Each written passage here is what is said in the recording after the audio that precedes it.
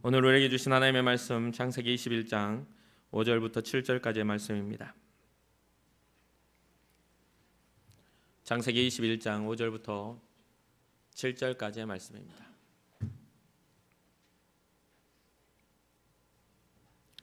우리 다 같이 한 목소리로 함께 읽도록 하겠습니다. 시작. 아브라함이 그의 아들 이삭이 그에게 태어날 때에 100세라. 사라가 이르되 하나님이 나를 웃게 하시니 듣는 자가 다 나와 함께 웃으리로다. 또 이르되 사라가 자식들을 젖먹이겠다고 누가 아브라함에게 말했으리오마는 아브라함의 노경에 내가 아들을 낳았도다 하니라. 아멘. 우리 다 같이 고백합시다. 주님, 제가 여기에 있습니다. 아멘. 옆 사람을 축복합시다. 주님, 제 옆 사람도 여기에 있습니다. 축복해 주세요. 아멘. 아멘. 우리의 고백입니다. 우리는 예수님의 사람입니다. 우리는 예수님 안에 있습니다. 우리의 삶에는 예수님의 흔적이 있습니다. 아멘. 매 시간마다 고백한 여러분들의 고백처럼 여러분들의 삶이 더욱더 예수님의 사람이 되고, 또 여러분의 살아가는 그 삶의 모든 삶의 그 세상이 예수님 안에 살아가기를 소망합니다.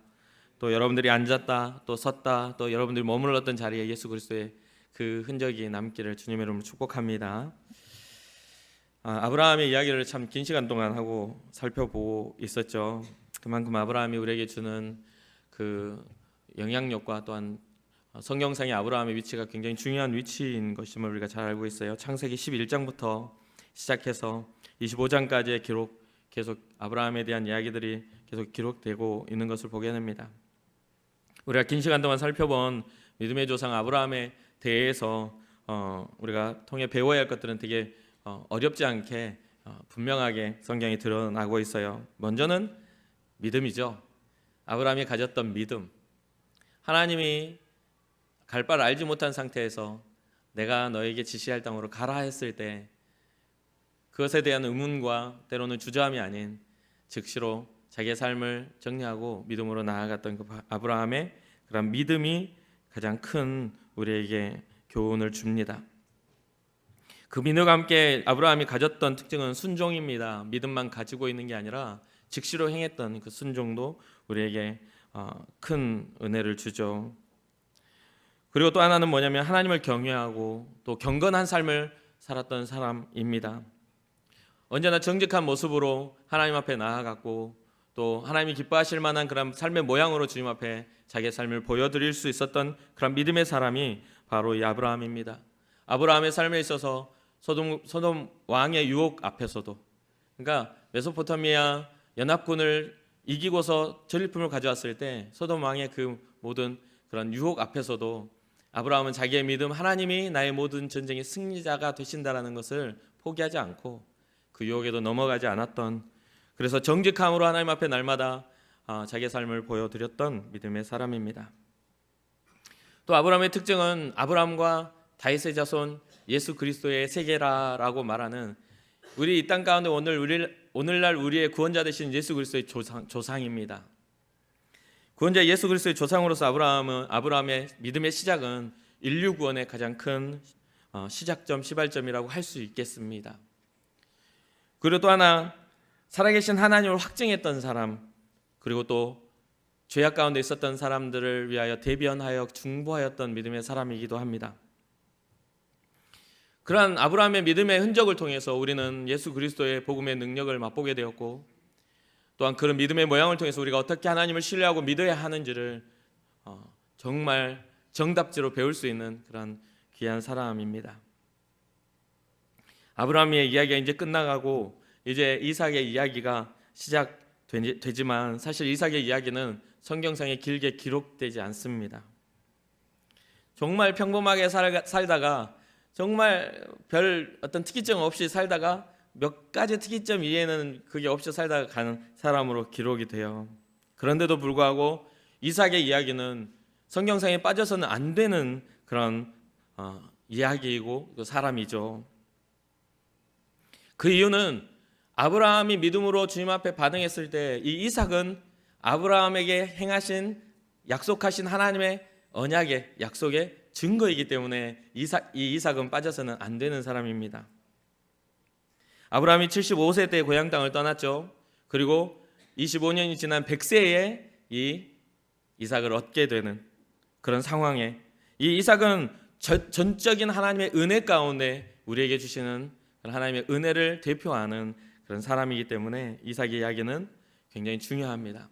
오늘 본문에 보면 25년간, 그리고 그 시간이 문제가 아니라 아브라함의 나이가 100세가 되고 사라의 나이가 90세가 되어서 더 이상 자녀를 낳을 수 없는, 더 이상은 자녀를 생산할 수 없는 몸이 되었을 때에 하나님께서 이삭을 주심으로, 이들이 처음 99세 때에 그 아브라함을 천사들이 찾아와서 내년 이맘때가 되면 너에게 아들이 있을 거라고 그런 말을 했을 때 아브라함이 속으로 웃지요. 어떻게 이 나이 늙은이가 낳을 수 있겠는가.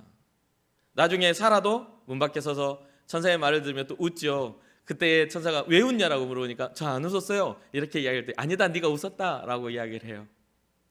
허탈한 웃음, 정말 어이없는 웃음. 이미 나에게 생산의 능력이 떨어져서 더 이상은 나에게 소망이 없는 상태에서 자녀를 준다니까 사람의 생각으로는 그냥 허탈한 웃음밖에 안 되는 거죠. 그런데 1년이 지난 후 하나님의 약속하신 때가 된 후에 이삭은 그 허탈함이 뭐가 됐죠? 참 기쁨의 웃음으로 바꾸셨다는 겁니다. 그래서 이삭의 이름의 의미가 웃음이라는 의미예요. 웃음. 근데 여기서 보면, 성경에서 보면요, 이 웃음이라는 이 단어 안에 여러 가지가 있어요. 웃음은 기뻐함이죠. 이거는 여기에서 말하는 이삭의 웃음, 기쁨이잖아요. 히브리어로는 헨이라는 단어를 써서 은혜라는 단어와 또 헬라어로는 카리스라는 단어가, 기쁨이라는 단어가 이게 의미를 비슷하게 두고 사용되어지는 걸 보게 돼요. 그 말은 뭐냐면, 이 사라와 아브라함이 웃은, 아브라함과 사라가 웃은 이 웃음의 의미는 하나님의 은혜에 대한 의미라는 거예요. 하나님이 전적으로 우리에게 은혜를 주심으로 웃을 수 있게 되었다. 그래서 오늘 본문에 보니까 6절에 사라가 이르되 하나님이 나를 웃게 하시니, 하나님이 사라를 진정으로 허탈한 웃음이 아닌 정말 90년을 기다려온, 아니 그 수많은 세월 속에 서러움과 슬픔, 자녀 없는 서러움과 자기의 여종 애굽 여인 하갈에게 막 그렇게 업신여김을 받으면서까지도 그 괴로웠던 그 웃음이 정말 참 기쁨으로, 이미 여인으로서 소망이 다 끊어진 상태에 있는 그런 상황에서 하나님이 주신 하나님의 기적이 이삭을 통해 나타났다라고 이야기를 합니다. 그러면서 다 듣는 자가 다 나와 함께 웃으리로다. 사랑하는 청년들, 우리에게도 우리의 즐거움이, 우리의 믿음 안에서 하나님을 경험함이 우리와 함께 웃을 수 있는 그런 즐거움이 되기를 주님의 이름으로 축복합니다. 할 수 없다, 어쩔 수 없다, 될 수 없다라는 정말 현실의 장벽 앞에 여러분 절망하지 마세요. 하나님은 하실 수 있는 분이십니다. 하나님은 이루시는 분입니다. 그렇기 때문에 그런 믿음을 가지고 하나님 앞에 정말 바라보며 나아갈 때 우리의 허탈한 웃음이 진정한 웃음으로 바꾸시는 하나님을 경험할 수 있는 줄로 믿습니다. 그러면서 더불어 이야기하죠. 90세 먹은 할머니가 자녀를 낳아서 젖 먹인다는 말을 누가 아브라함에게 그럴 수 있겠다고 말했겠느냐. 7절에 그런 이야기를 해요. 또 이르되 사라가 자식들을 젖 먹이겠다고 누가 아브라함에게 말하였으리오마는 아브라함의 노경에 내가 아들을 낳았다. 얼마나 기쁜 일이냐는 거죠. 누가 그런 불가능한 일을 누가 할 수 있겠냐라고 사람들이 말할 수 있겠지만 하나님은 나를 진정으로 웃게 하셨다라는 것을 다시 한번 사라가 이야기하는 겁니다. 사랑하는 청년 여러분, 소망이 없을 때 우리가 가진 어떤 여유는 오히려 그거는 좀 쪼들리는 거죠. 소망이 없는데 우리가 여유를 부리는 건요, 객기일 수밖에 없어요. 근데 소망이 이루어진 후 여유는요, 그것은 자신감이죠. 사랑하는 청년 여러분, 여러분과 저에게 하나님의 소망이 온전해지므로 우리가 세상을 향해 나아가며 담대히 나아갈 때 그게 자신감이 되기를 주님을 축원합니다. 내 뒤에 하나님이 안 계신데 자신감 있게 뭔가를 가지고 내가 내 힘으로 한다. 그거 진짜 하나님 바람을 훅 불면 다 무너지는 거 아니겠어요? 하나님이 지키시지 않는 물질이 어떤 소용이 있을 것이며 하나님이 지키시지 않는 우리의 삶의 힘이 어떤 의미가 있겠어요? 하나님이 우리를 지켜주시고 이끄시지 않으면 우리가 가진 모든 것은 결국엔 흙으로 돌아가고 하나님 심판대 앞에 설 수밖에 없는 이미 정해진 심판대 앞에 설 수밖에 없는 모습밖에 안 되지 않겠습니까? 그러나 우리가 하나님의 자녀됨을 회복하고 하나님이 우리의 삶의 아버지가 되시면 우리 하나님의 손을 붙잡고 있으면 마귀가 와서 내 앞에서 까불 수가 없는 거예요. 하나님 눈치를 보겠죠. 내 아버지의 눈치를 보겠지. 그렇지 않겠어요? 힘센 아버지가 손을 잡고 있는데 어느 누가 와가지고 그 아이를 건드릴 수가 있겠어요? 먼저 더 건드리려다가 누굴 쳐다봐요? 아빠를 쳐다보고 너 죽어. 그러면 뭐 이렇게도 뭐 할 수가 없는 거죠. 제 막내 동생이 어렸을 때 꼭 그랬거든요. 저한테서 막 열받게 놓고 도망가서 아빠 손을 딱 잡으면 할 수가 없었어요. 그런 일들이 당연한 거 아닙니까? 위대하신 아버지가 우리 아버지가 되시면 우리를 넘어지게 만들고 우리 슬프게 만들었던 모든 배경과 마귀의 역사는 깨질 줄로 믿습니다. 왜 이렇게 중요한 이삭이 성경에 많이 기록되지 않았을까? 이런 생각을 하기도 합니다. 그런데 쭉 보면요, 이삭의 스토리, 이삭의 이야기는요, 모리아 산에서 다 결정난 것 같아요. 아브라함은 아브라함의 믿음을 증명하기 위하여 수많은 시간 속에서 자기 자녀 아들을 받기까지도 막 그 모든 믿음이 증명되기 위하여 아브라함의 신실한 삶을 통해 그것을 증명하기 위해서 계속해서 노력했지만 이 모리아 산 위에서 정말 순종의 제사 앞에 자기의 죽음 앞에 초연하게 거기에 제물로 누워 있었던 이삭의 모습을 통해 그는 이미 인생의 모든 시험을 이미 통과해 버린 게 아닌가 생각합니다. 사랑하는 청년 여러분, 하나님이 우리에게 어떠한 순종을 요구하시는지 우리는 알지 못해요. 어느 때, 어느 시점에 나의 생각과 나의 어떤 개념에 맞게 내가 이제껏 내가 하려고 준비했을 때 하나님이 내게 순종을 요구하실까? 그런데 하나님은 이삭에게 전혀 준비되지 않은 상태에서 순종을 요구하셨어요. 그것도 생명을 다한 순종을 요구하셨어요. 늙어서 힘이 없는 아버지의 그 손을 뿌리치지 않고 제단 위에 자기의 몸을 결박당한 후 생명을 바치려고 누워있는 그 이삭의 모습을 상상해 보시길 바랍니다. 이미 이삭의 순종은요, 성경 어느 곳에서도 볼 수 없는 강한 임팩트를 우리에게 보여주고 있다는 거예요. 아주 강력한 메시지를 전달하고 있는 거예요. 우리의 생각과 우리의 사고, 우리가 이해되지 않아도 하나님이 우리에게 요구하신 것에 대해서 믿고 나아가는 것, 철저하게 하나님을 신뢰하는 것을 우리는 배울 수 있는 것입니다. 나중에 24장에 보면 아들 이삭의 아내를 데려오는 늙은 종이 나오죠. 지난 시간에 우리가 봤어요. 그때 나올 때에 이삭의 그 아내 리브가가 오는 그때에 이 저녁쯤 어두워질 때쯤 되어서 이 이삭이 무엇을 하죠? 들에 나가 묵상을 하고 있는 것을 보게 돼요. 그런 믿음의 사람으로 주님 앞에 서 있는 이삭의 모습, 그리고 25장으로 넘어오게 돼서 계속 이제 진행되어지는 아브라함이 얻은 후처와 여러 그런 자녀들에 대한 이야기가 25장 초반에 나오면서 이제 나이 들어 이제 죽을 때가 되니까 아브라함이 모든 소유와 재산을 이삭에게 주고 또 나머지의 어떤 재산들을 후처의 자녀들에게 다 나눠준 다음에 이 이삭으로부터 떠나라고 하면서 동편으로 다 떠나가라 하면서 다 쫓아냅니다. 다 다른 어떤 지역으로 자녀들을 보내버려요. 그 이유는 뭐냐면 아직 힘이 없는 이삭에게 이 형제들이 가장 큰 위협이었어요. 아버지가 없으면 그 모든 재산을 뺏어갈 수 있는 그런 힘을 가졌던 그런 존재들이라는 거죠. 그래서 아브라함은 다 그 이삭으로부터 형제들을 다 떠나보내게 됩니다. 이삭을 보호하기 위해서. 그런 후에 아브라함이 죽게 됩니다. 175세에 죽게 돼요. 그래서 막벨라 굴에 자기 아내 사라가 장사된 그 굴에 같이 장사가 됩니다. 그런 후 아브라함 때에 흉년이 들어서 아브라함이 이집트까지 내려갔던 때처럼 이삭에게도 아브라함 때 같은 흉년이 들어버린 거예요. 아브라함이 죽은 후 흉년이 되니까 이 이삭이 그 자기의 흉년 든 곳에서부터 내려와 어디로 가요? 그랄 왕 아비멜렉이라고 기억하시죠? 이 사람이 어떤 사람이죠? 아브라함의 아내 사라를 뺏어갔던 사람이잖아요. 근데 그랄 왕 블레셋 왕, 여기 블레셋 지역인데 나중에 이스라엘과 계속 원수된 나라가 이 블레셋이거든요. 나중에 블레셋 골리앗이 나오잖아요. 계속 원수가 안 나요. 그 나라 블레셋 지역, 그랄 지역으로 흉년을 피해 내려가게 됩니다. 이삭이. 이렇게 내려갈 때에는 정말 그때 당시에는 이 아비멜렉이 선대하며 이삭에게 살 땅을 주고 이렇게 보는 그런 상황이 돼요. 그런데 여기에서 이삭에게 아브라함 아버지와 같은 똑같은 그런 일이 일어나죠. 어떤 일이죠?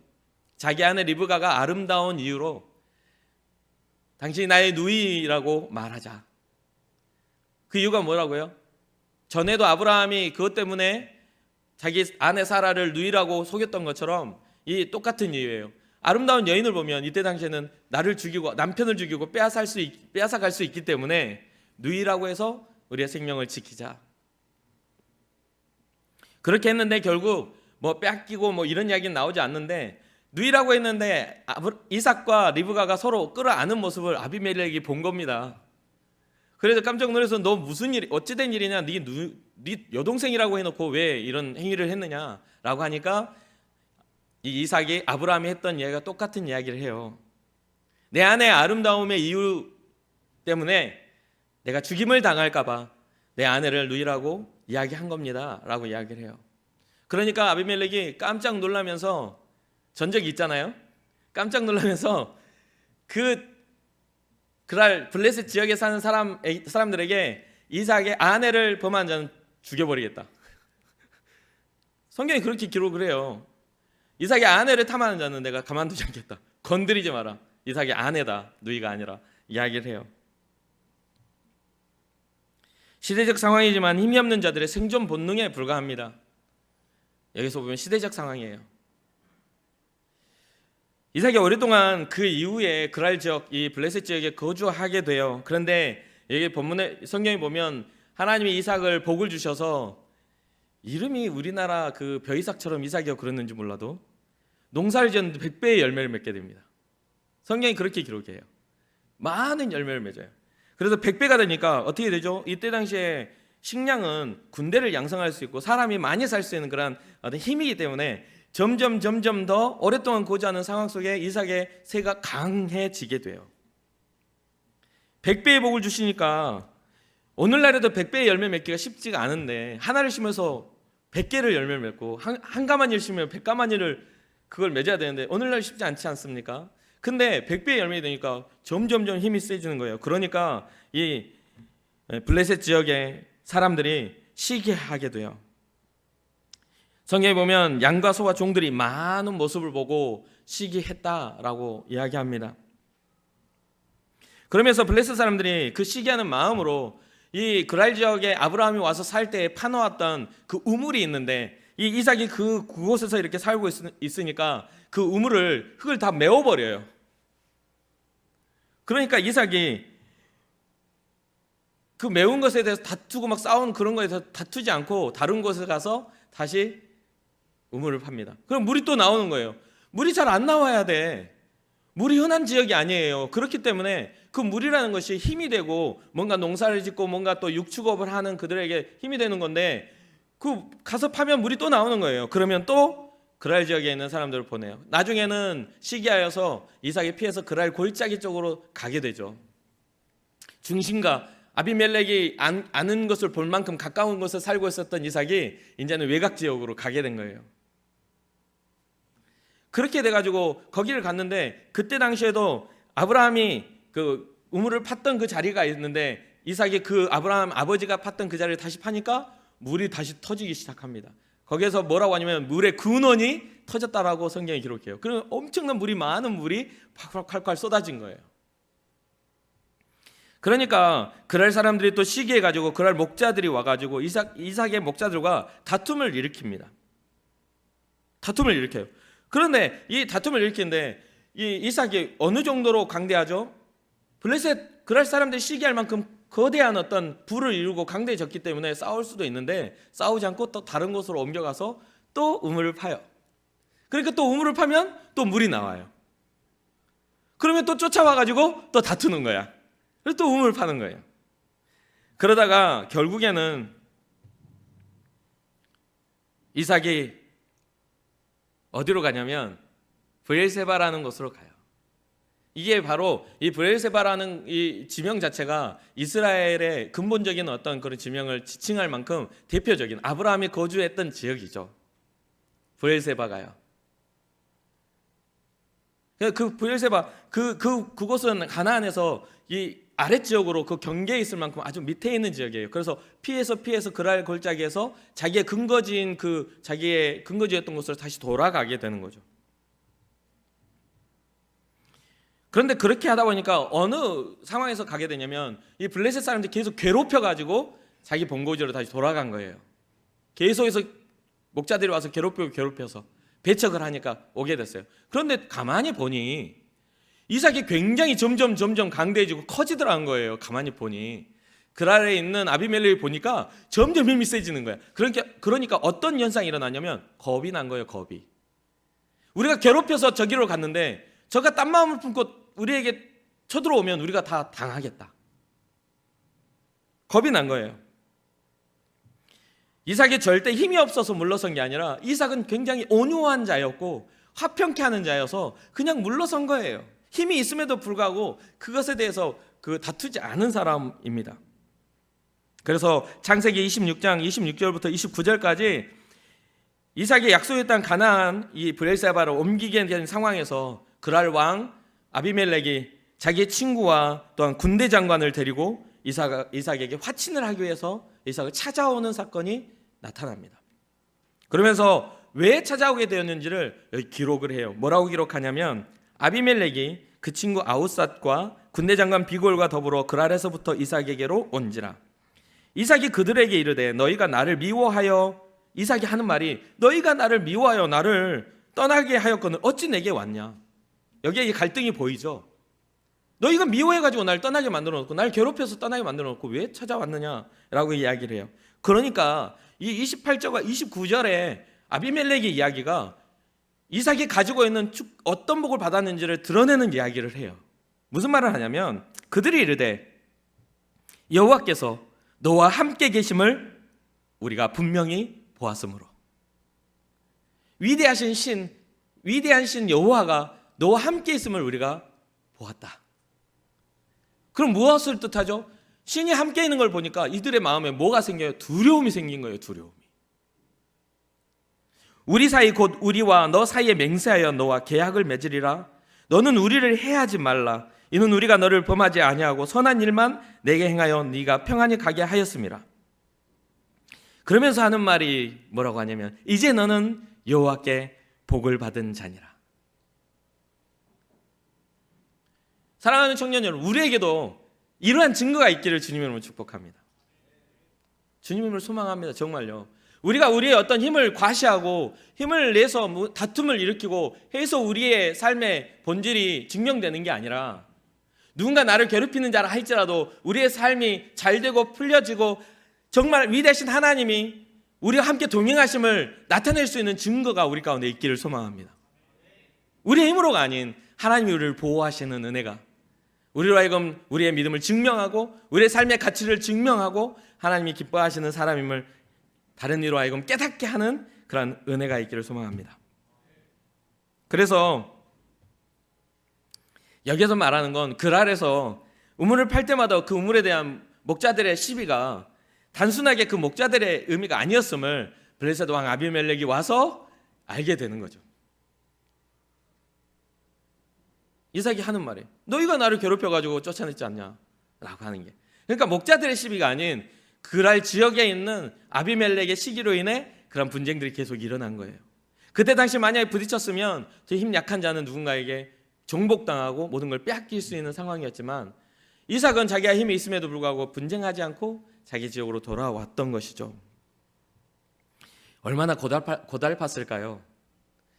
정말 힘내가지고 파놓으면 와가지고 메워놓고 또 우리 물이라고, 우리 땅이니까 우리 물이라고 내놔라고 빼앗아가고 얼마나 고달팠을까요? 사랑하는 청년 여러분, 우리는 다툼으로 우리의 힘으로 우리의 목소리로 세상을 이길 거라고 생각을 해요. 우리가 가지고 있는 스펙이나 우리가 가진 물질이나 우리가 가진 어떤 재능이나 우리가 가진 것으로 세상과 싸우면서 이길 수 있을 거라고 생각을 해요. 그러나 믿음의 사람에 이길 수 있는 힘은 오직 하나님의 능력과 은혜밖에 없음을 우리는 기억해야만 합니다. 하나님이 나와 함께 하실 때에, 임마누엘 되신 하나님이 나와 함께 하실 때에 우리는 이길 수가 있는 거예요. 우리가 믿음으로 세상을 이기는 믿음의 청년 되기를 주님의 이름으로 축원합니다. 사랑하는 청년 여러분, 아비멜렉이 이삭에게 말했던 것과 같은 그 증거가 여호와께서 너와 함께 계심을 내가 보았다. 여러분들의 삶의 가정의 현장, 또 직장의 현장, 여러분들이 살아가는 삶의 현장 가운데 여러분들을 바라보는 사람들이 하나님이 너와 함께 계심을, 예수 믿는 자다운 너의 삶을 통해 예수님이 너의 삶에 함께 계심을 내가 보았다 말할 수 있는 믿음의 거룩함이 우리 가운데 이루어지길 주님으로 축원합니다. 그러면서 그 사람이 하는 거죠. 평생 나랑 친구하지 않을래? 너처럼 신뢰할 수 있는 사람 세상 만나보기 힘들잖아. 우리가 예수 믿는 그런 믿음의 사람다운 삶을 꿈꿀 때 우리가 그들에게 신뢰를 주고 과연 예수 믿는 사람은 다르구나, 과연 하나님을 섬긴다는 믿음의 사람들은 다르구나, 과연 다르구나라는 그런 말을 통해 너와 같은 사람 내가 본 적이 없어, 정말 너는 매력적인 사람이구나, 평생 나의 친구가 되어주지 않을래? 라고 말할 수 있는 그런 매력을 우리가 나타내야 되지 않겠습니까? 그러면서 마지막 그들의 말에 우리가 그런 축복을 받기를 원합니다. 너는 하나님께 복을 받은 사람이구나. 여러분과 저에게 그런 축복이 있기를 소망합니다. 하나님을 모르는 백성이라도 너는 정말 하나님이 널 사랑하는 사람이구나, 너는 정말 내가 잘 모르지만 너는 하늘이 돕는 사람이구나 라고 말해줄 수 있는 여러분과 제가 되었으면 좋겠습니다. 사랑하는 청년 여러분, 어쩔 수 없는 선택에 흉년이 들었기 때문에 그랄 땅에 오랫동안 거주했지만 이삭은 자기가 돌아가야 할 땅을 잘 알고 있었습니다. 그리고 그런 흉년 가운데 어려움을 겪는 일, 우리의 인생 속에서도 종종 겪는 일입니다.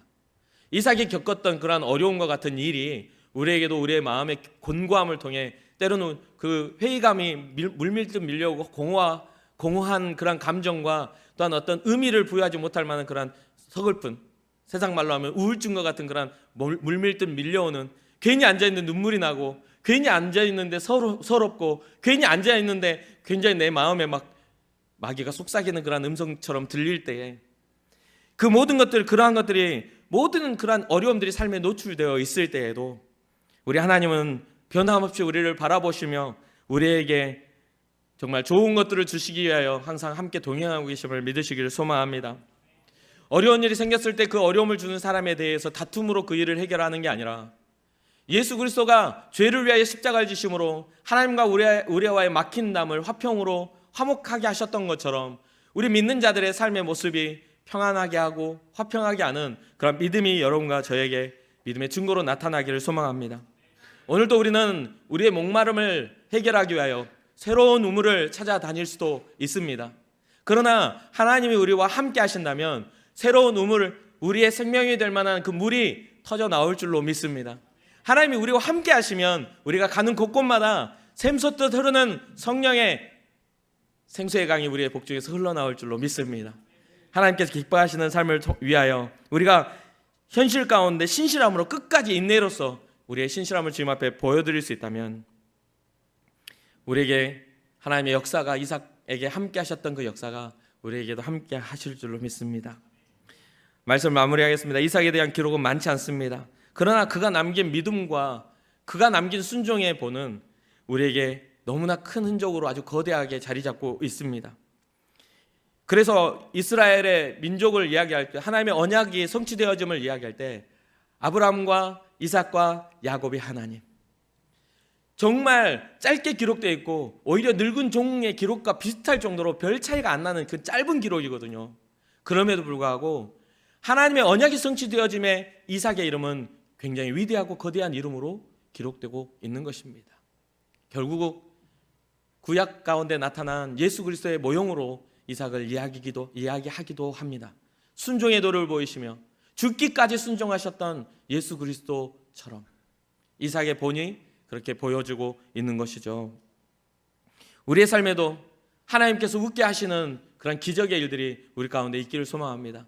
모든 사방을 바라보고 우리의 인생에 될 수 없다라는 어떤 절망이 찾아온다 할지라도 하나님께서 결국 기적적으로 이삭을 주셨던 것처럼 우리의 삶을 허탈한 웃음이 기쁨의 웃음으로, 은혜의 웃음으로 바꾸시는 그런 일을 향하여 누군가의 눈에 잘 보여주고 누군가에게 사람에게 인정받는 것이 아니라 할지라도 우리가 정말 주님 앞에 인정받으면 된다라는 심정으로 믿음의 길을 묵묵히 나아갈 수 있는 여러분과 제가 되기를 주님의 이름으로 소망합니다.